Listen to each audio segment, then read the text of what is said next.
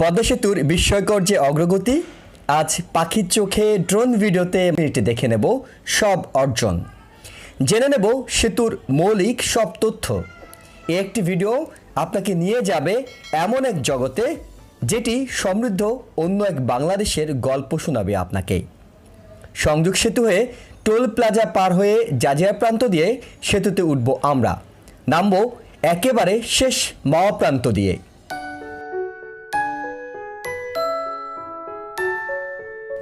সংযোগ সড়ক থেকে সেতুতে উঠছি অনেক উঁচু ভায়াডাক্ট দিয়ে।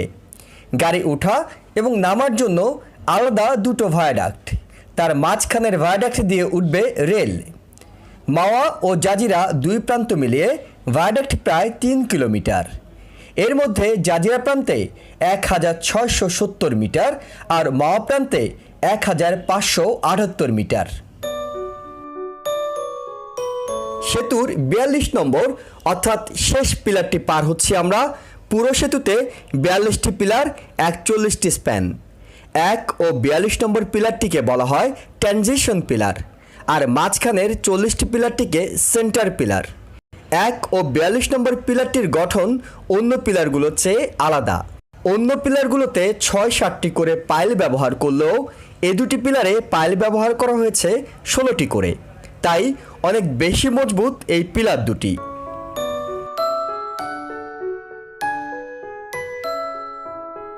একটি একটি করে স্প্যান পার হয়ে সামনের দিকে এগিয়ে চলেছি আমরা।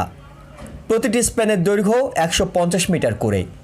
প্রতিটি স্প্যানের দৈর্ঘ্য এক হলেও ডিজাইন ভিন্ন। সেতু যেহেতু ইংরেজি এস অক্ষরের মতো দুটি অংশে বাঁকানো, তাই স্প্যানগুলোকেও কিছুটা বাঁকানো করা আছে। 42টি পিলারের প্রতি 6টিকে একটি মডিউল করে পুরো সেতুকে 6টি মডিউলে ভাগ করে কাজ করা হচ্ছে।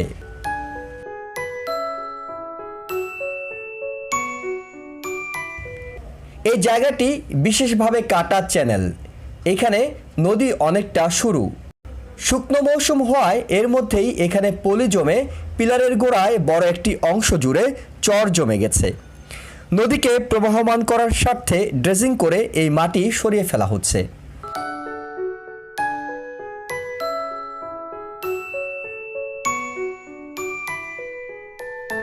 এবার আমরা আবারও মূল নদীতে।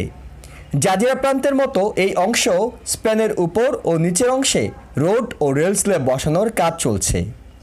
সেতুর 41টি স্প্যানে রোড স্ল্যাব বসবে 2791টি, রেল স্ল্যাব বসবে 2959টি। ডিসেম্বর মাস পর্যন্ত রোড স্ল্যাব বসেছে 1261টি, রেল স্ল্যাব বসেছে 1890টি।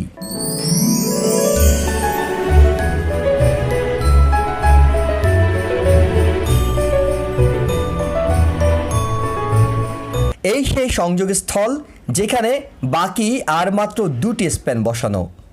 জাজিরা প্রান্তের 29টি আর মাওয়া প্রান্তে 10টি মিলে বসানো আছে 39টি স্প্যান।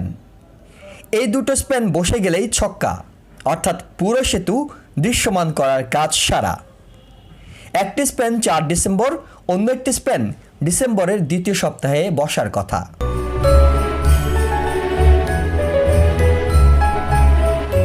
এরপর মূল নদী পার হয়ে সেতুর মাওয়া প্রান্তের দিকে এগিয়ে চলা। অনেক উপর থেকে দেখতে স্প্যানগুলোকে ছোট দেখালেও কাছ থেকে অনেক বড় বড় স্প্যানগুলো। পুরোটাই চীন থেকে আনা স্টিলের কাঠামো।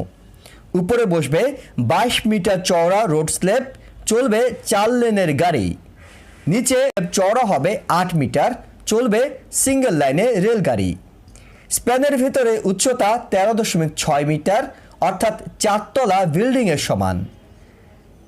স্প্যানের নিচে নৌযান চলাচলের জন্য উচ্চতা থাকবে 18.3 মিটার।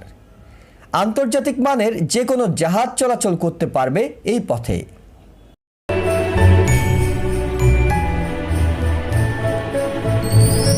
মাওয়াপাড়ের 1 নম্বর পিলারটি অর্থাৎ সেতুর প্রথম পিলারটি ফেলে আমরা এগিয়ে চলছি ঢাকা থেকে ছেড়ে আসা গাড়ি সেতুতে উঠার ভায়াডাক্টের দিকে। জাজিরার মতো এইখানেও গাড়ি উঠানামার 2টি অংশ আর রেল উঠার 1টি অংশ। মাওয়া প্রান্তে ভায়াডাক্টে স্প্যান বসবে মোট 39টি আর জাজিরা পাড়ে 42টি। রেলের জন্য দুই প্রান্তে 7টি করে 14টি পিলার তৈরি করা হবে ভায়াডাক্টে।